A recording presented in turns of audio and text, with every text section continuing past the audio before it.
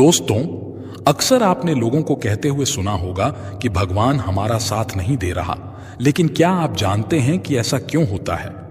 भगवान साथ क्यों नहीं देते हैं? जबकि कई लोगों को आपने ये भी कहते सुना होगा कि ईश्वर मेरे साथ हैं।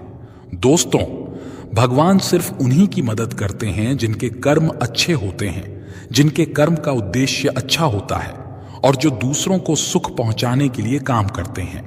दोस्तों, धन्ना जी का जन्म एक सामान्य किसान परिवार में हुआ था। इनके पिताजी खेती करते थे और गायों का पालन किया करते थे। एक दिन धन्ना जी के परिवार के कुलगुरु, जिनका नाम था पंडित त्रिलोचन, वे तीर्थ यात्रा करके लौटे थे और कुछ दिनों के लिए धन्ना जी के घर पर रुक गए। पंडित त्रिलोचन जी शालिग्राम भगवान की सेवा किया करते थे। वो बड़े भाव से भगवान शालिग्राम की शिला की सेवा करते थे।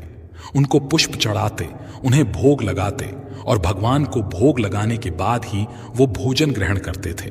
बालक धन्ना पंडित जी को ये सब करते हुए देखता था। उसे भगवान की सेवा बड़ी अच्छी लगती थी। जब पंडित जी भगवान की सेवा करते तो धन्ना को बड़ा ही सुकून मिलने लगता। कुछ दिनों के बाद जब पंडित जी जाने लगे, तब बालक धन्ना पंडित जी से शालिग्राम भगवान के लिए जिद करने लगा। कहने लगा कि मुझे ठाकुर जी चाहिए। परंतु पंडित जी अपने ठाकुर जी छोटे से बालक को कैसे दे सकते थे? धन्ना जी को उनके माता पिता ने बहुत समझाया, परंतु धन्ना जी नहीं माने। अंत में लोगों ने पंडित जी से कहा कि ये तो बालक है, इसे शालिग्राम जैसा कुछ और देकर के बहला फुसला दो। अगले दिन पंडित जी नदी में स्नान करने गए। वहां से वो एक गोल मटोल थोड़ा बड़ा सा काले रंग का पत्थर ले आए।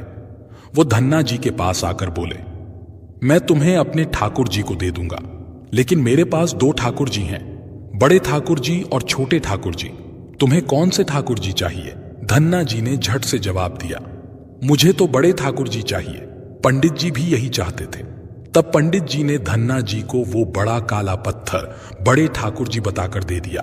अब ठाकुर जी को पाकर धन्ना जी बहुत प्रसन्न हो गए, बड़े खुश हो गए। वो बड़े भाव से उनकी सेवा करने लगे। जब धन्ना जी गाय चराने खेतों की तरफ जाते तो ठाकुर जी को अपने साथ ले जाते। धन्ना जी की मां ने उनको बाजरे की रोटी, साग, अचार और गुड़ खाने के लिए दिया।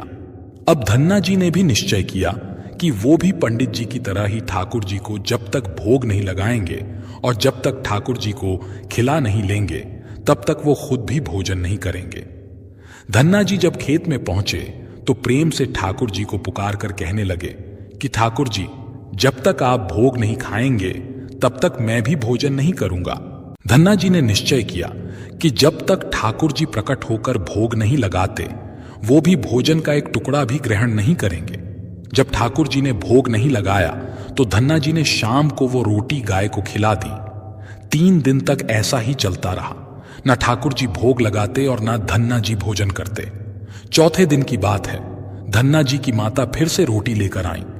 अब धन्ना जी खेतों में जाकर जोर जोर से रोने लगे और ठाकुर जी से गुहार लगाने लगे।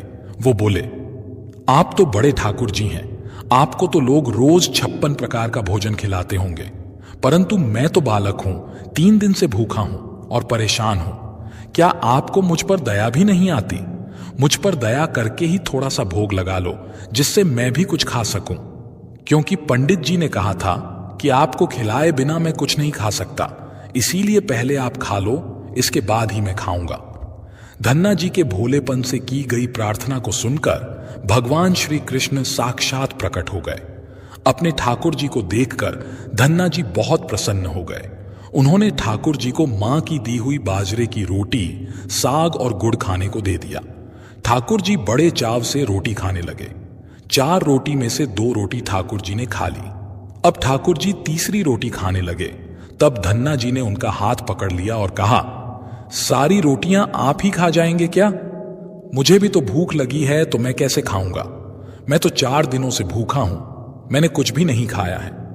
2 रोटी आपने खा ली, अब 2 रोटी मेरे लिए छोड़ दो।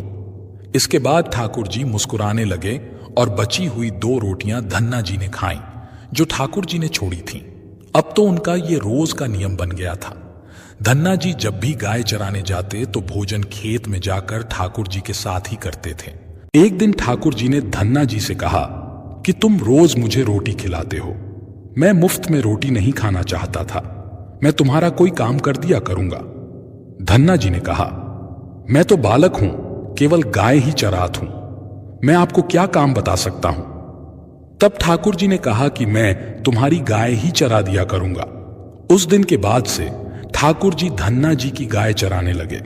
एक दिन धन्ना जी ने ठाकुर जी से पूछा, आप मुझे अपने हृदय से क्यों नहीं लगाते?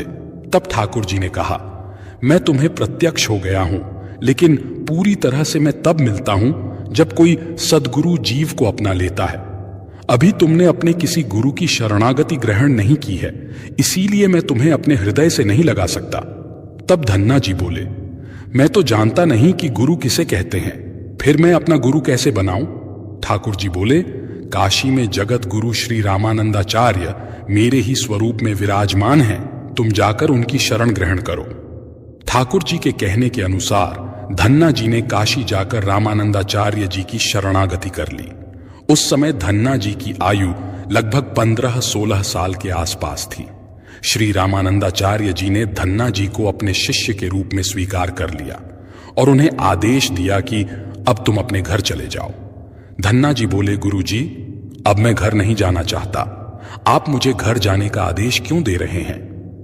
गुरु जी बोले, अगर तुम यहां रहकर भजन करोगे तो केवल तुम्हारा ही कल्याण होगा, लेकिन अगर तुम अपने घर जाकर खेती किसानी करते हुए अपने माता पिता की सेवा करते हुए भजन करोगे तो तुम्हारे साथ कई जीवों का उद्धार हो जाएगा। गुरु जी की आज्ञा के अनुसार धन्ना जी घर लौट आए। इसके बाद जैसे ही धन्ना जी घर पहुंचे, ठाकुर जी ने उन्हें अपने हृदय से लगा लिया। इसके बाद धन्ना जी खूब संतों की सेवा करने लगे। जब भी उनके गांव में कोई साधु संत आता, धन्ना जी उन्हें अपने घर में ले आते और बड़े प्रेम से उनकी सेवा करते, उन्हें भोजन खिलाते। संतों की सेवा करने के कारण अब उनके घर दूर दूर से साधु संत आने लगे। धन्ना जी सभी का बड़े प्रेम से सत्कार करते और उन सभी को भोजन खिलाते। एक दिन की बात है, धन्ना जी के पिता ने धन्ना जी से कहा कि देखो भाई, हम लोग गृहस्थ हैं, यदि महीने में एक आध बार कोई साधु आ जाए तो हम उसकी सेवा भी कर दें और उन्हें भोजन भी करवा दें, लेकिन तुम्हारी इन साधुओं से ऐसी दोस्ती हो गई है कि हर दूसरे दिन कोई ना कोई साधु चला आता है और अपने साथ एक दो और को भी ले आता है। ये ठीक नहीं है। हम अपनी खेती बाड़ी का काम करें या इन साधुओं की सेवा करें।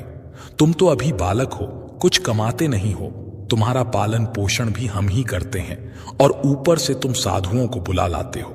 इस प्रकार इन निठल्ले साधुओं की सेवा करना ठीक नहीं है। इसलिए एक बात कान खोलकर सुन लो, आज के बाद यदि तुम किसी भी साधु को लेकर घर आए तो मैं तुम्हें घर में नहीं घुसने दूंगा। तुम्हें साधु की सेवा करनी है तो पहले कुछ कमाई करो, फिर अपनी कमाई से साधु की सेवा करना। पिताजी की बात सुनकर धन्ना जी उदास हो गए और चुपचाप खड़े हो गए। तब पिताजी ने धन्ना को डांटते हुए कहा, आज के बाद किसी साधु को घर में लेकर के मत आना और जाओ खेतों में गेहूं बोकर आओ। खेत तैयार है, बोरी में गेहूं का बीज रखा है, इसे बैलगाड़ी में ला दो, ले जाओ और खेत में बो दो। धन्ना जी ने बैलगाड़ी में गेहूं रखे और खेत में बोने के लिए चल दिए। धन्ना जी थोड़ी ही दूर चले थे कि उन्हें मार्ग में कुछ साधुओं की टोली आती दिखाई दी। धन्ना जी ने बैलगाड़ी से उतरकर उन साधुओं को साष्टांग प्रणाम किया।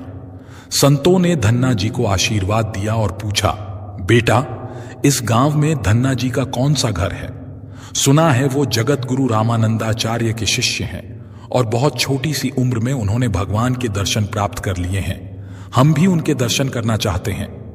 ये सुनकर धन्ना जी संकोच में पड़ गए और वो हाथ जोड़कर बड़ी विनम्रता से बोले, महाराज, मुझे ही लोग धन्ना भगत कहते हैं। संत बोले, भगवान ने बड़ी कृपा की, हम जिनसे मिलने आए थे वो यहीं मिल गए। निश्चित ही आप ऐसे ही भक्त हैं जैसा आपके विषय में सुना था। कितनी विनम्रता है आप में। चलिए आपके घर चलते हैं, वहीं बैठकर आपसे चर्चा करेंगे और ढेर सारी बातें करेंगे। धन्ना जी ने सोचा, अभी पिताजी ने साधुओं को घर लाने से माना किया है। यदि मैं खेतों में बीज बोने के बजाय इन साधु संतों को घर ले गया तो पिताजी आसमान सर पर उठा लेंगे और इन साधुओं को भी भगा देंगे। तब धन्ना जी कुछ विचार करके बोले, महाराज, अभी घर में कोई नहीं है, मैं भी खेतों की तरफ जा रहा हूं, आप भी मेरे साथ वहीं चलिए। संत बोले, ठीक है, हमें तो आपसे मिलना था और आप जहां भी ले चलें हम वहीं चलेंगे। फिर धन्ना जी उन सभी को खेत पर लेकर चले गए। खेत में एक पेड़ के नीचे बने हुए चबूतरे पर साधुओं को बैठाकर बोले, महाराज, आप यहीं पर कुछ देर तक विश्राम कीजिए, तब तक मैं आपके लिए भोजन पानी की व्यवस्था करता हूं। इतना कहकर धन्ना जी वहां से बैलगाड़ी लेकर के चले गए। बैलगाड़ी लेकर धन्ना जी सीधे बनिए की दुकान पर पहुंचे। वहां पर उन्होंने बैलगाड़ी में जो भी बीज गेहूं खेत में बोने के लिए रखे था उसे बनिए को बेच दिया और उसी से दाल चावल और जो भी खाना बनाने वाला सामान था सब खरीद लिया। सामान लेकर धन्ना जी खेत पहुंचे। वहां पर संतों के साथ मिलकर बहुत बढ़िया दाल चावल और प्रसाद बनाया। भगवान को भोग लगाने के बाद बड़े प्रेम से संत और धन्ना जी ने बैठकर भोजन किया। इसी बीच भगवान की चर्चा भी होती रही। संतों को भोजन करवाने के बाद बड़े प्रेम से धन्ना जी ने उनको विदा कर दिया। संतों के जाने के बाद धन्ना जी सोचने लगे कि बीज वाले गेहूं को तो बेचकर मैंने संतों को भोजन करा दिया, अब खेत में क्या बोया जाए। अगर पिताजी बीज मांगेंगे तो मैं कहां से बीज लाकर दूंगा, और यदि खेत में कुछ पैदा नहीं हुआ तो मैं पिताजी को क्या जवाब दूंगा। यही सोचकर धन्ना जी ने बोरी में रेत भरी और आसपास के लोगों को दिखाने के लिए रेत को खेत में बोने लगे। सुबह से शाम तक सारी बोरियां जो रेत की बनाई थीं, धन्ना जी ने वो रेत खेतों में छिड़क दी। आसपास के किसान देख रहे थे कि धन्ना जी खेतों में गेहूं बो रहे हैं, वो तो खेतों में रेत बो रहे थे। खेत बोन के बाद धन्ना जी बड़े प्रसन्न मन से घर की ओर चल दिए। वो सोचने लगे, खेत में तो कुछ उगना नहीं है तो देखभाल भी नहीं करनी पड़ेगी। धन्ना जी जब घर पहुंचे तो पिताजी ने पूछा कि खेत बो आए। धन्ना जी बोले कि पिताजी मैं खेत बो आया हूं। कुछ दिन बीते। धन्ना जी के पिताजी और गांव के कुछ बड़े बूढ़े लोग धन्ना जी के पास आए और बोले कि तुमने कैसा खेत बोया है, ऐसी फसल तो हमने अपने जीवन में आज तक नहीं देखी। ऐसा लगता है जैसे गेहूं का एक एक दाना नाप नाप कर समान दूरी पर बोया गया है और सारे ही दाने उगाए हैं। इतनी सुंदर फसल तो हमने आज तक नहीं देखी। ये सब तुमने कैसे किया? धन्ना जी सोचने लगे कि सब उनको ताने मार रहे हैं, खेत में कुछ उगा नहीं होगा, इसीलिए ऐसी बातें कर रहे हैं। तब धन्ना जी ने आश्चर्यचकित होकर स्वयं खेत पर जाकर देखा तो बड़े ही आश्चर्यचकित हो गए। उन्होंने देखा कि जिस खेत में उन्होंने रेत बोई थी वहां पर फसल उगाई है और एक सुंदर फसल उन्होंने भी कभी नहीं देखी थी। फसल को देखकर धन्ना जी को भगवान की कृपा का एहसास हुआ और उनकी आंखों से आंसू निकाल आए। धन्ना जी जोर जोर से रोने लगे। जब धन्ना जी के पिता और अन्य गांव वालों ने रोने का कारण पूछा तब धन्ना ने रोते हुए सारी घटना कह सुनाई। धन्ना जी बोले, पिताजी, जब आपने संतों को घर लाने के लिए मना किया था और खेत बोने के लिए गेहूं दिया था, उसी दिन मुझे मार्ग में कुछ संत मिले थे। मैं उन संतों को अपने घर नहीं लाया और खेत पर ही ठहराकर जो गेहूं मैंने बीज बोने के लिए लिए थे वो सब बनिए की दुकान पर बेचकर संतों को भोजन करवा दिया। इसके बाद मैंने लोगों को दिखाने के लिए खेत में रेत को बो दिया। फिर ये फसल कैसे हो गई ये मुझे नहीं मालूम। धन्ना जी की बात सुनकर उनके पिताजी की आंखों में आंसू आ गए और वो बोले, मेरा धन्य भाग्य जो मेरे घर में ऐसे पुत्र ने जन्म लिया। आज के बाद हम तुम्हें रोकेंगे नहीं। खूब साधु को बुलाओ, संतों की सेवा करो, हम तुम्हें अब कभी मना नहीं करेंगे। आज से मैं भी भगवान की भक्ति किया करूंगा और तुम्हारे साथ संतों की सेवा करूंगा। इसके बाद धन्ना जी और उनके परिवार वाले खूब संतों की सेवा करने लगे। कुछ समय बाद धन्ना जी की उगाई हुई फसल को काटने का समय आ गया। उस समय उतने ही आकार की खेती से 50 गुना ज्यादा गेहूं निकला। ये गेहूं इतना ज्यादा था कि उसे रखने तक की जगह नहीं बची थी। गांव के सभी लोग धन्ना जी की फसल देखकर आश्चर्यचकित हो गए। अब धन्ना जी और उनका परिवार अपनी क्षमता के अनुसार खूब संत की सेवा और भगवान की भक्ति करने लगे। उनके घर हमेशा साधु संतों की भीड़ लगी रहती था। अब धन्ना जी जब भी खेतों में फसल बोते हर बार ऐसे ही फसल होने लगी। अब धन्ना जी अपने गांव के बड़े किसान बन गए। गांव के सभी लोग धन्ना जी को चमत्कारी संत मानने लगे और उनके खेतों की मिट्टी को भी चमत्कारी मानने लगे। अब जिन लोगों के खेतों में पर्याप्त फसल नहीं होती तो वो लोग धन्ना जी के खेतों की मिट्टी ले जाकर अपने खेतों में छिड़क लेते, जिससे उनकी फसल भी अच्छी होने लगी। चारों तरफ धन्ना जी की जय जयकार होने लगी। एक बार भगवान ने धन्ना जी की परीक्षा लेनी चाहिए। धन्ना जी के गांव में अकाल पड़ गया। धन्ना जी बड़े किसान थे, उनके पास बहुत खेती थी और अन्न के भंडार भरे थे। अकाल के कारण उनके गांव और आसपास के क्षेत्र के ब्राह्मण, संत, गरीब और जरूरतमंद लोग धन्ना जी के पास मदद की उम्मीद से आने लगे। धन्ना जी भी उन्हें दोनों हाथों से भंडार लुटाने लगे। कभी कोई जरूरतमंद उनके घर से खाली हाथ नहीं लौटता। धीरे धीरे धन्ना जी का अन्न भंडार समाप्त होने लगा, परंतु धन्ना जी ने निश्चय किया कि जब तक उनका सामर्थ्य है वो किसी भी जरूरतमंद को निराश नहीं करेंगे और सब कुछ बेचकर लोगों की मदद करेंगे। धन्ना जी की संत सेवा से प्रसन्न एक दिन उनके पास संत के भेष में स्वयं ठाकुर जी आ गए। उन्होंने धन्ना जी को तुम्बा कमंडल बना करके दिया और कुछ लौकी के बीज दिए और कहा कि धन्ना जी इन बीजों को अपने खेत में बो दो और जब इनकी फसल पक जाए तो उनसे जो भी प्राप्त हो उसे लोगों की सेवा में खर्च कर देना। धन्ना जी ने ऐसा ही किया। संत की आज्ञा से उन्होंने तुम्बा के बीज खेतों में बो दिए। गांव के लोग कहने लगे, लगता है धन्ना जी पागल हो गए हैं, ऐसे भीषण अकाल में फसल बो रहे हैं और वो भी तुम्बा की। ये तो केवल कमंडल बनाने के काम में आता है। ऐसी फसल यदि उग भी गई, पैदा भी हो गई तो उसका क्या फायदा होगा। कुछ दिन बाद तुम्बा की फसल उग आई। सभी लोग आश्चर्य करने लगे कि ऐसे भीषण अकाल में बिना पानी के कोई फसल कैसे उग सकती है। कुछ ही दिनों में धन्ना जी का खेत हरा भरा हो गया। इसी बीच धन्ना जी जरूरतमंदों की सेवा करते रहे। धन्ना जी ने अपना सारा अन्न भंडार सेवा दान में लगा दिया। उनके घर में जो भी फसल के बीज रखे थे वो भी सब उन्होंने संतों को भोजन के लिए दान कर दिया। अब उनके पास अपने परिवार के गुजारे के लायक भी अन्न नहीं बचा था। गांव के लोग कहने लगे, बड़ा मूर्ख है जो सारा अन्न लुटा दिया, अपने परिवार के लिए कुछ भी नहीं रखा और इसने फसल में बोया भी तो तुम्बा जिसे कोई खा भी नहीं सकता। धन्ना जी को लोगों की बातों से कोई फर्क नहीं पड़ा। वो तो भगवान का नाम लेते रहते और लोगों की मदद करते रहते थे। एक दिन ऐसा आया जब धन्ना जी के खेतों में लगी फसल पक गई। उनके खेत में बड़े बड़े तुम्बा के फल दिखे रहे थे। धन्ना जी ने सोचा, अब दान करने को तो कुछ है नहीं, अब इन तुम्बा से कमंडल बनाकर संतों को दिया करेंगे। धन्ना जी खेतों में लगे सभी तुम्बा के फलों को तोड़कर घर ले आए। घर आकर जैसे ही उन्होंने एक तुम्बा को कमंडल बनाने के लिए काटा, उन्होंने देखा कि तुम्बा हीरे, मोती, जवाहरात और कीमती रत्नों से भरा हुआ था। तुम्बा को कीमती रत्नों से भरा हुआ देखकर वो आश्चर्यचकित रह गए। उनके पास तो तुम्बा की पूरी फसल थी। उन्होंने देखा सभी तुम्बा फलों में ऐसे ही कीमती रत्न भरे हुए थे।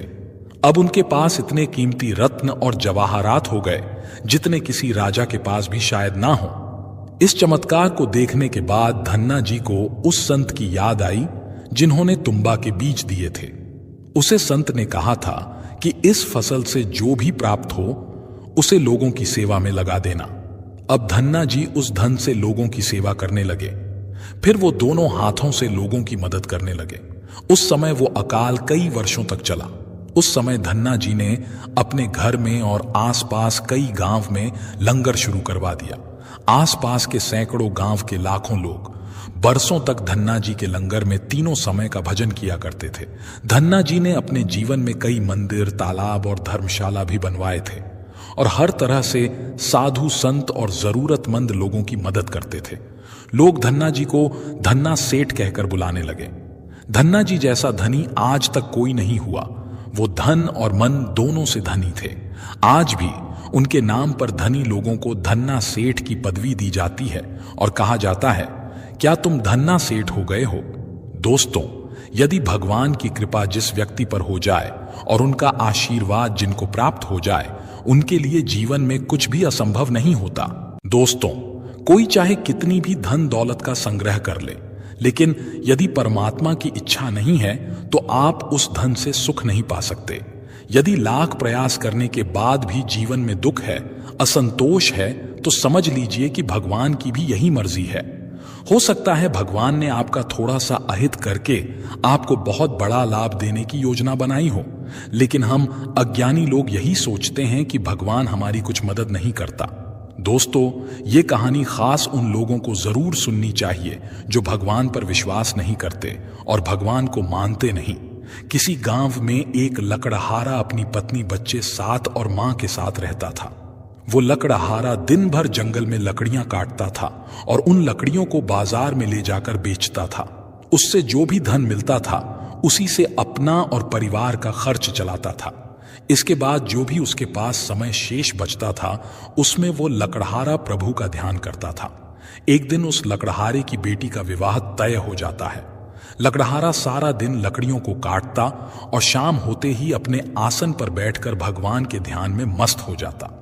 अक्सर गांव के लोग उस लकड़हारे को देखकर आपस में बातें किया करते थे कि लकड़हारा तो सारा दिन भगवान की भक्ति में लीन रहता है, उसे तो अपनी बेटी के विवाह तक की कोई चिंता नहीं है।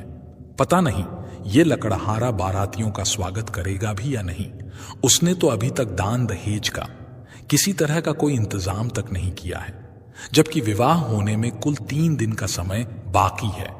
लकड़हारे की मां को जब पता चला कि उसके बेटे के बारे में लोग इस तरह की बातें कर रहे हैं, तो एक दिन वो रोते हुए उस लकड़हारे के पास पहुंची। वो कहने लगी कि बेटा, तुम सारा दिन भगवान के नाम का जाप करते रहते हो। अगर तुम इतना समय अपने काम में लगाते तो इतना धन कमा सकते थे कि अपनी बेटी का विवाह बड़े आराम से संपन्न हो जाता। लकड़हारे ने जब अपनी मां की बात सुनी तो उसने कहा कि मां, मैं सारा दिन काम ही तो करता हूं और जो कुछ समय मुझे मिलता है मैं प्रभु की भक्ति में लगा देता हूं। जब मां ने कहा कि बेटा, तू सिर्फ काम में मन लगाया कर जिससे विवाह के लिए कुछ पैसों की व्यवस्था हो जाए। लकड़हारे ने कहा, पैसों का इंतजाम हो सके इसलिए हर वक्त काम काज करता रहता हूं और भगवान को भूल जाऊं ये मुझसे नहीं हो पाएगा। मां, तू चिंता मत कर, मैं जिस ईश्वर का ध्यान करता हूं वो सब देख लेगा। क्या उसे मेरे बच्चों की कोई चिंता नहीं है? लकड़हारे की बात सुनकर उसकी मां कहने लगी कि बेटा, जब भी मैं तुमसे काम पर ज्यादा ध्यान देने के लिए कहती हूं तुम हमेशा यही बात कहते हो कि मेरा प्रभु मेरे सारे का करेगा। भला ऐसा होता है क्या? प्रभु खुद किसी के घर में काम करने के लिए आता है। मां ने अपनी बात पर जोर देकर कहा कि बेटी के विवाह को केवल 3 दिन शेष बचे हैं। ना तो घर में एक पैसा है और ना ही बच्चों के पास कोई कपड़े हैं। अब बता, तेरा भगवान ऐसी स्थिति में क्या करेगा? उसी समय मां अपने कमरे में गई और थोड़ी सी कुछ चीजें उसके पास रखी हुई थीं। पुरानी धरोहर वो लेकर आई और बोली कि ले, ये कुछ चीजें मैंने तुझसे छुपाकर अपने पास रखी थीं ताकि तू किसी साधु संत को सब दान में ना दे दे। अब ये मैं तुम्हें दे रही हूं। ये सोने और चांदी की चीजें ले जाकर बाजार में बेच आओ और उससे जो कुछ भी पैसे मिलेंगे उससे अपने बच्चों के लिए और अपने लिए नए कपड़े बनवा लो। मां की बात सुनकर लकड़हारा मां के द्वारा दी हुई वस्तुओं को लेकर बाजार के लिए निकल जाता है। अभी वो कुछ दूर ही चला था कि रास्ते में उसको एक साधु मिल गया। उसने लकड़हारे से कहा कि मुझे उस लकड़हारे का घर बता दीजिए जो हर आने जाने वाले की सेवा करता है, मैं उससे मिलना चाहता हूं। लकड़हारे ने कहा कि बताइए आपको चाहिए। उस साधु ने कहा कि मेरे पास कपड़े नहीं हैं, इसलिए मैं चाहता हूं कि मुझे थोड़े से कपड़े मिल जाएं। आप उसका घर बता दीजिए ताकि मैं उसके घर जाकर उससे कपड़े ले आऊं। लकड़हारे ने सोचा, अगर ये साधु मेरे घर गया और कहीं मेरी मां ने इनको कुछ अपशब्द कह दिए तो सब गड़बड़ हो जाएगा। इसीलिए उसने साधु से कहा कि भगवान, आप थोड़ी देर तक यहीं बैठिए, मैं बाजार जाकर आता हूं और आपके लिए वस्त्र लाकर देता हूं। वह लकड़हारा बाजार गया और अपनी मां के द्वारा दी हुई जो भी वस्तुएं थीं उनको बेचकर उससे कपड़े लिए और लाकर के उस संत को दे दिए। लकड़हारे ने साधु को सारे कपड़े तो दे दिए, पर रास्ते में सोचने लगा कि अब मैं घर जाकर अपनी मां को क्या जवाब दूंगा। मेरे पास तो एक भी पैसा नहीं है। लकड़हारे ने विचार किया कि अब वो घर ही नहीं जाएगा और वो जाकर गंगा के किनारे बैठकर भगवान का ध्यान करने लगा। ईश्वर की भक्ति में लीन हो गया। वो भगवान के आगे विनती करने लगा और कहने लगा कि हे प्रभु, मैंने सारी जिंदगी तुम्हारे भरोसे पर ही काटी है और मैंने हमेशा लोगों से कहा है कि भगवान पर भरोसा रखो, जो भगवान पर भरोसा करता है प्रभु उसके सारे काम करता है। पर आज मेरी बेटी का विवाह है, कृपा करके मेरे काम में आप सहायक हों। सुबह का समय था। लकड़हारे की मां बहुत चिंता में डूबी थी। एक तरफ सगे संबंधियों का आना शुरू हो गया था और दूसरी तरफ मां अपने पुत्र का इंतजार कर रही थी। इतने में उसे एक आवाज सुनाई दी, मां दरवाजा खोलो। खुशी से दौड़ती हुई उसकी मां जब बाहर गई तो देखा कि उनका पुत्र लकड़हारा बैलगाड़ी पर विवाह के लिए बहुत सारा सामान लादकर सामने खड़ा है। उसको देखकर मां हैरान होकर पूछने लगी कि बेटा, ये सारा सामान तुम कहां से लेकर आए हो? लकड़हारे ने कहा कि मां, तूने जो मुझे वस्तुएं दी थीं उसी को बेचकर लाया हूं। एक रईस व्यक्ति ने जब मुझसे पूछा तो मैंने अपनी बेटी के विवाह के बारे में उसे सब कुछ बता दिया। तब उसने बहुत महंगे दामों में उसे खरीद लिया और उन्हीं पैसों से बच्चों के लिए बहुत से बढ़िया कपड़े में खरीद कर लाया हूं। बेटे की बात सुनकर मां हैरान होकर सोचने लगी कि मेरे बेटे के पास बादशाहों वाले कपड़े कहां से आए? जरूर किसी से इसने कर्ज लिया होगा। उन्होंने लकड़हारे से कहा कि हमने सारी जिंदगी लकड़ी का काम किया है, आज तक इतने पैसे नहीं कमाए। सिर्फ इतनी सी वस्तु बेचने से तुम्हें इतने पैसे कैसे मिल गए? मां की बात सुनकर लकड़हारा कहने लगा कि मां, इसमें तू जरा भी शंका मत कर। तूने मुझे जो वस्तुएं दी थीं वो बहुत महंगे दामों में बिकी हैं, मेरा विश्वास करो। इतना कहकर उस लकड़हारे ने सारा सामान अपने घर पर रख दिया। कुछ समय के बाद जैसे ही बारात आई तो बड़े ही शाही अंदाज से उनका स्वागत किया गया। उन्हें किसी प्रकार की कोई कमी नहीं होने दी गई। पूरा गांव विवाह के अवसर पर उस लकड़हारे के घर में पहुंच गया और कुछ तो ऐसे लोग भी थे जो सिर्फ उस लकड़हारे की इज्जत उछलते हुए देखना चाहते थे। लेकिन जब सगे संबंधियों और गांव वालों ने शाही शादी देखी तो बड़े हैरान हो गए। आपस में बातें करने लगे कि आज तक हमने कभी ऐसी शादी नहीं देखी जिसमें इतना दान दहेज दिया गया हो और इतनी मिठाइयां और पकवान बने हों। लकड़हारे ने तो कमाल ही कर दिया। इस तरह से सभी लोग उसकी प्रशंसा करने लगे। विवाह के समय जब बारातियों को भोजन परोसा जा रहा था तो उनके झूठे बर्तन वो लकड़हारा खुद उठाने लगा और एक स्थान पर रखते जा रहा था। लकड़हारे को ऐसा करते हुए देखकर उसकी मां ने उसकी बांह पकड़कर कहा कि तुम बेटी के पिता हो, सभी बाराती तुमको देख रहे हैं, इसलिए ये काम छोड़ दो। पर लकड़हारे ने कहा कि मां, आज मेरा मन चाहता है कि मैं कुछ सेवा करूं। तब उसकी मां कहने लगी कि बेटा, तू कैसी बातें कर रहा है? तेरा स्वभाव मुझे कुछ बदला बदला नजर आ रहा है। शाम होने पर लकड़हारे ने अपनी बेटी की विदाई भी की। इस तरह सारे काम से जब फुर्सत हुई वो अपने आसन पर जाकर बैठ गया।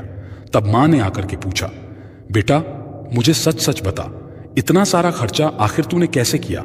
इतनी महंगी पोशाक, इतना बढ़िया भोजन, इतनी शानदार व्यवस्था तूने कैसे की? ये सब देखकर हमारे पड़ोसी और संबंधी सब के सब हैरान रह गए। लकड़हारे ने कहा कि मां, अब मैं बहुत थक चुका हूं, सुबह होते ही मैं आपको सब कुछ बता दूंगा।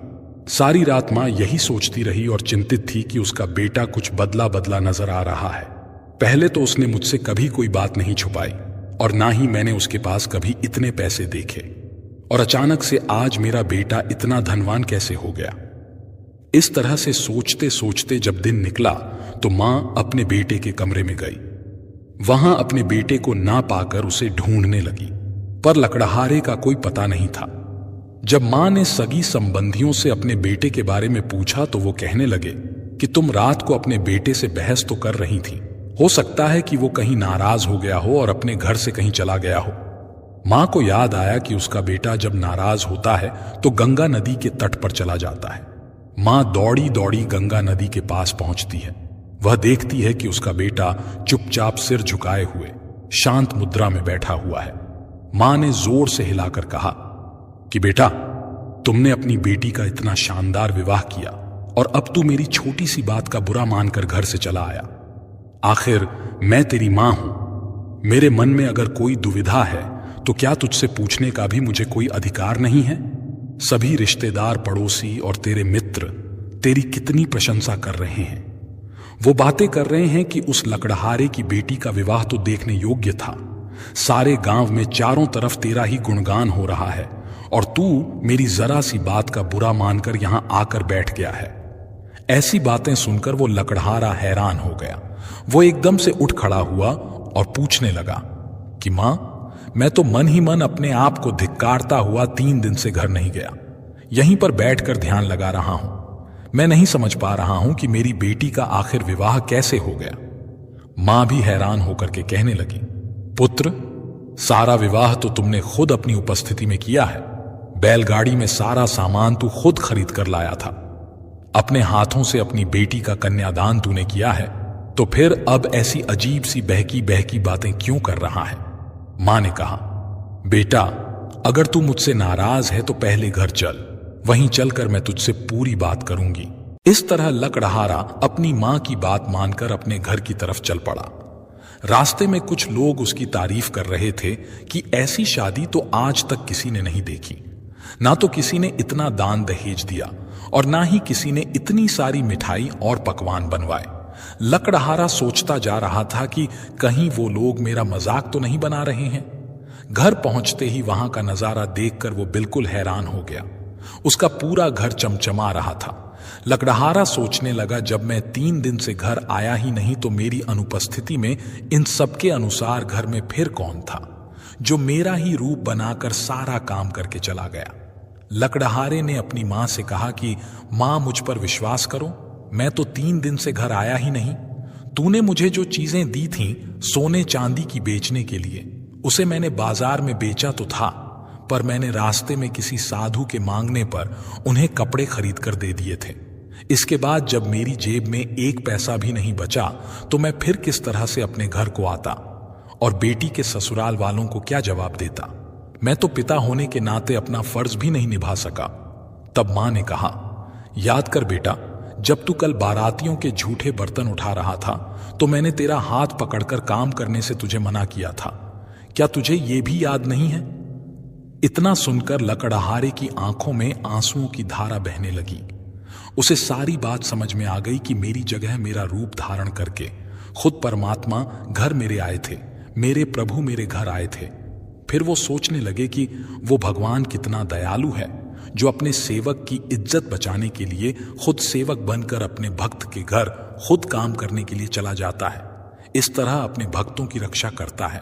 मां ने पूछा, बेटा, अगर वो तू नहीं था तो कौन था जो तेरे रूप में सारा काम संवार गया? लकड़हारे ने अपनी मां की बात सुनी तो कहने लगा, मां, तू अक्सर मुझसे गुस्सा होकर कहती थी कि इतनी भक्ति करके क्या मिलेगा? क्या प्रभु भी किसी के काम खुद करने आते हैं? जिस प्रभु ने मुझे अपनी भक्ति में लगाया है वही प्रभु मेरा रूप बनाकर मेरे घर का सारा काम करके चला गया। ये वचन सुनकर मां ने कहा, तू ठीक कहता है, खुद प्रभु ने ही हमारी लाज रखी है। इतना कहकर उसकी मां की आंखों से आंसुओं की धारा बहने लगी। दोस्तों, इंसान निस्वार्थ भाव से यदि भगवान की भक्ति करता है तो फिर भगवान ऐसे भक्तों को कभी मुसीबत में फंसने नहीं देते। भगवान हमेशा अपने भक्त की मदद करते हैं। भगवान तो सबकी मदद करते हैं, लेकिन जिस तरह से एक पिता के लिए उसका कोई एक विशेष पुत्र प्यारा होता है और जो उसका कहना मानता है, उसकी आज्ञा का पालन करता है, उसी तरह से जो भगवान को जितना याद करता है, भगवान पर जितना विश्वास उसका होता है, भगवान से जितना वो प्रेम करता है, उतना ही भगवान भी उससे प्रेम करते हैं। मिलते हैं दोस्त अगली वीडियो में एक नई सीख के साथ। खुश रहिए, अपना ख्याल रखिए। धन्यवाद। जय श्री कृष्णा।